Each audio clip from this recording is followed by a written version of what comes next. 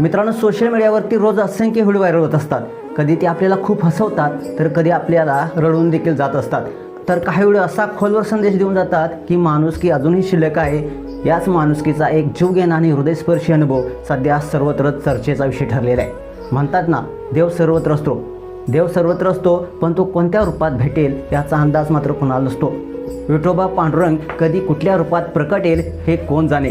असाच एक क्षण पाहायला मिळाला जेव्हा एका 93 वर्षीय आजोबांच्या एका साध्याशा इच्छेसाठी त्यांचा प्रवास सुरू झाला. त्यांना त्यांच्या पत्नीसाठी एक छोटीशी सोन्याची माळ घ्यायची होती.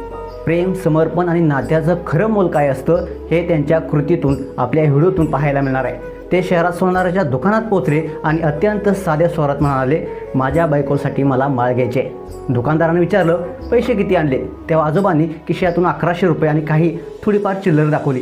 पण पुढे जे घडलं ते खरंच अविस्मरणीय होतं.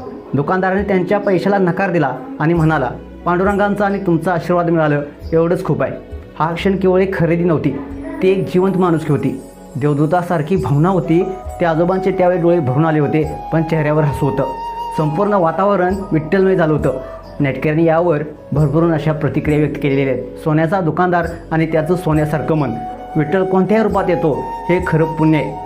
या गोष्टीतून एक शिकवण मिळते मित्रांनो, श्रीमंती पैशात नसते, ती मनात असते आणि माणुसकीचं सोनं केवळ हृदयातच सापडतं. तुम्हाला हा व्हिडिओ कसा वाटला? तुमच्या प्रतिक्रिया अवश्य लिहा आणि आपल्या SS स्पोर्ट्स या चॅनेलला सबस्क्राईब करायला नक्की विसरू नका. धन्यवाद.